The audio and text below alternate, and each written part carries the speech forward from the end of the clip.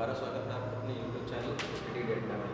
पिछले वीडियो में हमने आपको ब्लड के बारे में बताया, हीमोग्लोबिन के बारे में बताया और ब्लड में जो बॉडी में जो ब्लड की मात्रा होती है कितनी होती है उसके बारे में बताया। आज के इस वीडियो में हम आपको बताएंगे ब्लड का निर्माण बॉडी में होता कहाँ है और ब्लड बॉडी में स्टोर कहाँ होता है। तो चलिए आज के दो टॉपिक कवर करते हैं कि ब्लड का निर्माण कहाँ होता है बॉडी में और ब्लड स्टोर कहाँ होता है बॉडी में। तो सबसे पहले जानते हैं फॉर्मेशन ऑफ ब्लड की, ब्लड का निर्माण कहाँ होता है बॉडी में। तो पहला टॉपिक आता है formation of blood. Formation of blood in human body, मानव शरीर में रक्त का निर्माण। अब यहाँ पर बात आती है, दो बातें आती हैं। एक तो अगर बात करी जाए ब्लड की, जो वयस्क लोग होते हैं, हम लोग हैं जैसे आप हम लोग हैं, इनमें ब्लड का निर्माण होता कहाँ है। और जो भ्रूण होते हैं, जो बच्चे पैदा नहीं होते, माँ के पेट के अंदर होते हैं, जिनका विकास नहीं होता पूर्ण रूप से, उनमें ब्लड का निर्माण कहाँ होता है। तो जो वयस्क लोग होते हैं, वयस्क, उनकी जो अस्थि मज्जा होती है, अस्थि मज्जा, बोन मैरो, वयस्कों की अस्थि मज्जा बोन मैरो में ब्लड का निर्माण होता है। और जो आपका भ्रूण होता है, अर्ध विकसित शरीर होता है, जो भ्रूण होता है, उसकी जो लीवर होती है, लीवर जिसे आप जिगर बोलते हैं, लीवर, लीवर में भी आपका मीसोडर्म होता है। लीवर में मीसोडर्म होता है, लीवर के मीसोडर्म में निर्माण होता है ब्लड का। जो भ्रूण होता है, जो बच्चे विकसित नहीं होते, जिनका शरीर विकसित नहीं होता पूर्ण रूप से, उनके भ्रूण में मीसोडर्म, उनके भ्रूण में जो लीवर होती है, लीवर के मीसोडर्म में ब्लड का निर्माण होता है। और जो वयस्क लोग होते हैं, उनके अस्थि मज्जा होती है, बोन मैरो होती है, उस बोन मैरो में ब्लड का निर्माण होता है।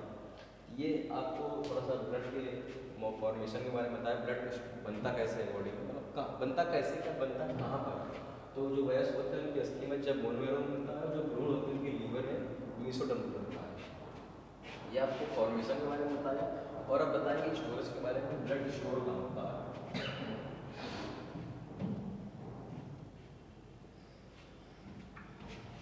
अब बात करते हैं स्टोरेज ऑफ ब्लड।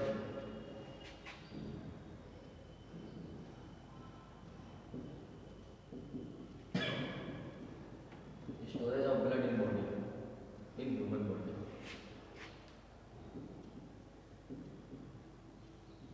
हमारा शरीर में रक्त का संरक्षण यानी संचयन कहाँ पर होता है।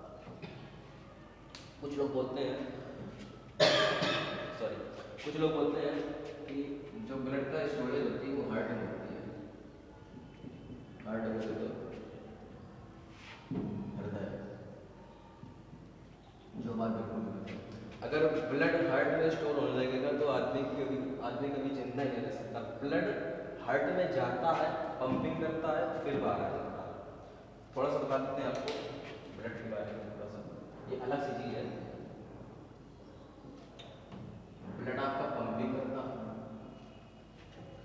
ब्लड आपका पंपिंग करता है। कहाँ पंपिंग करता है? हार्ट में पंपिंग करता है। ब्लड आपका हार्ट में पंपिंग करता है।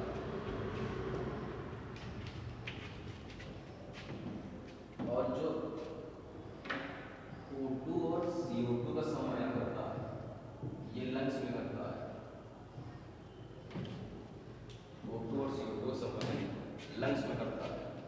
और जब प्यूरिफिकेशन का नंबर आता है, रक्त के शुद्धिकरण का,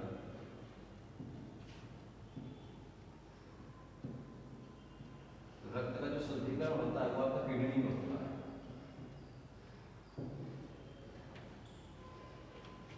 रक्त का जो पंपिंग का कार्य होता है वो हार्ट करता है। रक्त का जो O2 और CO2 को मिलाने वाला कार्य होता है वो लंग्स करता है। रक्त के प्यूरिफिकेशन का कार्य होता है वो आपकी किडनी करती है। और रक्त कभी भी हृदय में स्टोर नहीं हो सकता। अगर स्टोर होने लगेगा तो आदमी को भी जिंदा नहीं रहेगा, तुरंत उसकी मृत्यु हो जाएगी हार्ट अटैक के कारण। जब रक्त हृदय में रुकने लगता है तभी में उसको हार्ट अटैक आता है। और अगर रक्त रुकेगा हार्ट में तो आदमी की निश्चित बात मृत्यु हो जाएगी। इसलिए ब्लड कभी हार्ट में स्टोर नहीं होता, ये बात बिल्कुल गलत है। और ब्लड का जो पंपिंग का होता है वो हार्ट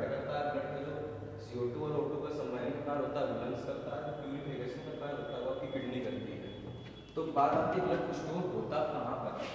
तो जो आपकी उदर गुहा होती है, आपका पेट होता है, ये तो बाहरी पेट है, इसके अंदर जो उदर गुहा होती है,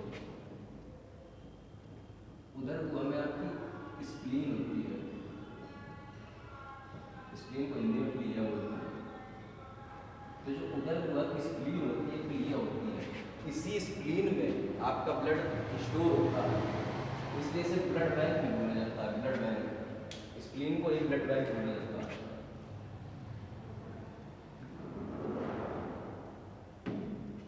स्प्लीन को ब्लड बैंक बोला जाता है, और स्प्लीन को एक नाम से और जाना जाता है,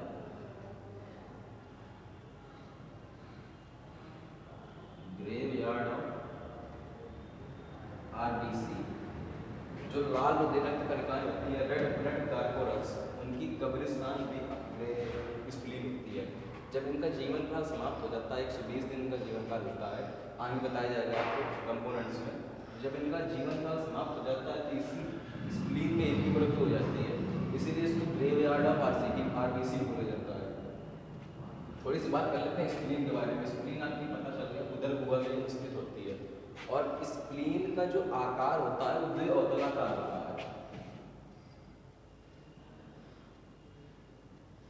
द्विअवतलाकार होती है, और इसका कार्य होता है ब्लड को फिल्टर करना। ब्लड के फिल्टर का कार्य करती है स्प्लीन। स्प्लीन को एक ब्लड बैंक बोला जाता है, और स्प्लीन को एक ग्रेवयार्ड ऑफ आरबीसी बोला जाता है। और स्प्लीन आपकी द्विअवतलाकार होती है, ब्लड के फिल्टर का काम करती है। ये थोड़ी सी जानकारी थी अलग सी, जो मतलब से ओटूअर्स काम क्या क्या होता है, हार्ट का लंग का और किडनी का अलग अलग काम बता दिया, और ये बता दिया कि ब्लड स्टोर कहाँ होता है ह्यूमन बॉडी में। हृदय में तो बिल्कुल नहीं स्टोर होता, ये बिल्कुल गलत बात है। आपका स्प्लीन में ही स्टोर होता है ब्लड, स्प्लीन में। स्प्लीन को ब्लड बैंक बोला जाता है, और ग्रेवयार्ड ऑफ आरबीसी बोला जाता है। स्प्लीन आपकी द्विअवतलाकार होती है और ब्लड के फिल्टर का कार्य करती है। अब स्टोरेज जानिए, स्टोर कहाँ होता है, और क्या बोलते हैं फॉर्मेशन जानिए, फॉर्मेशन कहाँ होता है ब्लड का।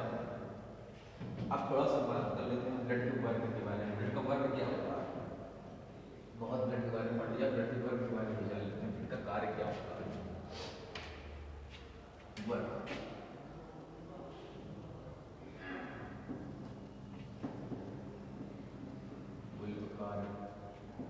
सबसे पहला कार्य होता है ब्लड का बॉडी में टेम्परेचर का मेंटेनेंस करना, ताप का नियंत्रण करता है, शरीर के ताप नियंत्रण करता है।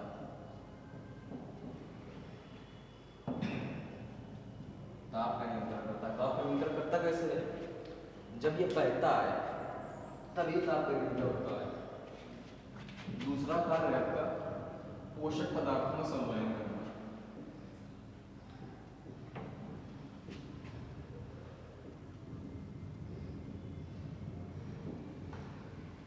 पोषक पदार्थों का संवहन करना, जैसे आप कोई चीज़ खाते हैं, वो चीज़ क्योंकि ब्लड तो परमानेंट बॉडी में बहता ही रहता है, वो चीज़ आपकी तुरंत अपने कोई लिक्विड पिया, वो चीज़ आपकी तुरंत जाके ब्लड से मिल गई, तो जो ब्लड ही होता है जो उसके उस चीज़ में जो पोषक पदार्थ होते हैं उनको आपका पूरे शरीर में प्रवाहित करता रहता है।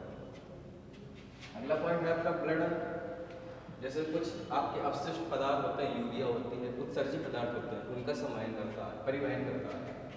जैसे आपके मान लो बॉडी में जो आपका उत्सर्जित पदार्थ होंगे,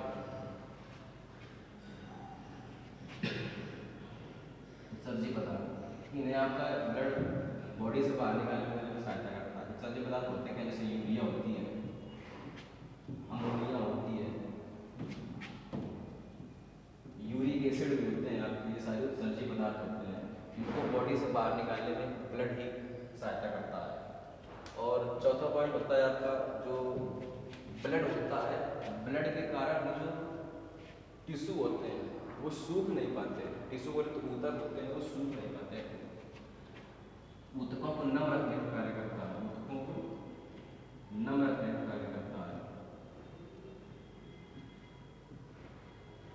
ब्लड के कारण ऊतक सूख नहीं पाते हैं, इनको नमी पहुंचाए रखता है जल का संवहन करता है, कई सारे कार्य हैं ब्लड के। कुछ इंपॉर्टेंट है जैसे ताप का नियंत्रण, पोषक पदार्थों का संवहन, सब्जी पदार्थों का वो शरीर से निष्कासन करने का कार्य करता है, ऊतकों को नम बनाए रखता है। ये कुछ इंपॉर्टेंट वर्क थे जो ब्लड के थे। एक और इम्पॉर्टेंट पॉइंट हो जाएगा, पाँचवा पॉइंट हो जाएगा, आपने नाम सुना होगा WBC का। WBC आपकी ब्लड पाई जाती है, वाइट ब्लड कार्पोरल्स ब्लड पाई जाती है, और वाइट ब्लड कार्पोरल्स ही होती है जो रोग प्रतिरोधक क्षमता प्रदान करती है।